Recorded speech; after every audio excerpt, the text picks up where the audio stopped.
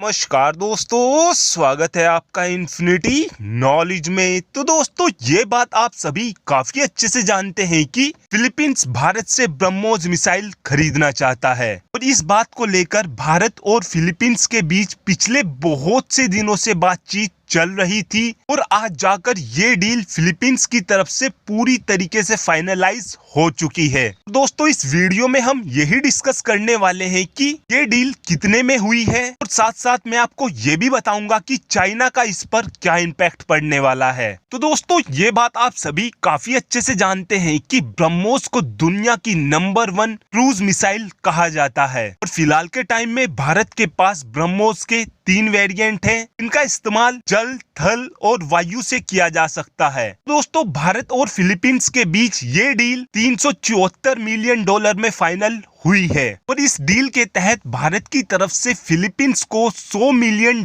का line of credit भी दिया गया है, यानी कि $100 मिलियन को फिलीपींस भारत को आने वाले 4 से 5 साल बाद तक दे सकता है। दोस्तों, इस डील का भारत को लॉन्ग टर्म में बहुत ही ज्यादा फायदा मिलने वाला है, क्योंकि फिलीपींस के पड़ोसी देश जितने भी चाइना की नेवी से बौखलाते हैं, अब वो सभी के सभी भारत से ब्रह्मोस को लेना प्रेफर करेंगे। दोस्तों, आपको बता दें कि फिलीपींस की तरफ से ब्रह्मोस के नेवल वर्जन को लिया जा रहा है, लेकिन अब आपके मन में एक सवाल आ रहा होगा कि ब्रह्मोस को फिलीपींस नेवल वर्जन में क्यों ले रहा है। तो दोस्तों, ये बात आप सभी काफी अच्छे से जानते हैं कि फिलहाल के टाइम में चाइना की तरफ से साउथ चाइना सी में हर रोज ही एक नए देश को परेशान किया जाता है। इसी बात को काउंटर करने के लिए फिलीपींस की तरफ से भारत से ब्रह्मोस मिसाइल ली जा रही है और दोस्तों, आपको बता दें कि ब्रह्मोस ही वो मिसाइल है जिससे चाइना सबसे ज्यादा बौखलाता है। दोस्तों, आपको ये भी बता दें कि फिलीपींस की तरफ से ये टारगेट रखा गया है कि 2028 तक हम $5.6 बिलियन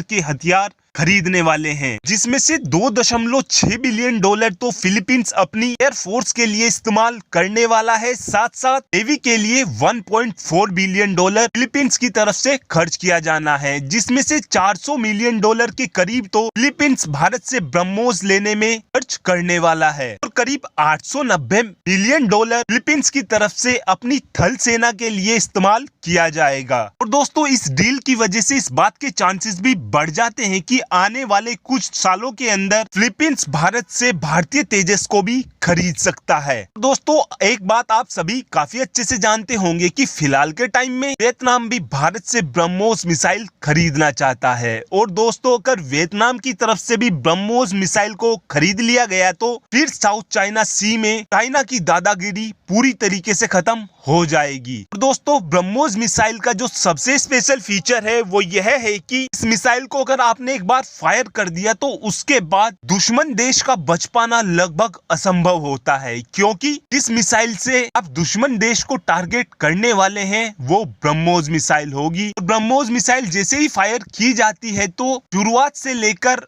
टारगेट को हिट करने तक ब्रह्मोस मिसाइल की स्पीड सेम ही रहती है, जिस वजह से टारगेट का बच पाना लगभग असंभव हो जाता है। और दोस्तों, आपको ये भी बता दें कि भारत की तरफ से फिलीपींस को 290 किलोमीटर वाली ब्रह्मोस दी जानी है। ऐसा इसलिए दोस्तों, क्योंकि फिलहाल के टाइम में फिलीपींस MTCR का मेंबर नहीं है, इसी वजह से ही भारत की तरफ से 290 किलोमीटर वाली एंटी-शिप ब्रह्मोस फिलीपींस को दी जाएगी। दोस्तों, आज का वीडियो आपको कैसा लगा, आप कमेंट बॉक्स में इस बात का आंसर दे सकते हैं। Thanks for watching this video.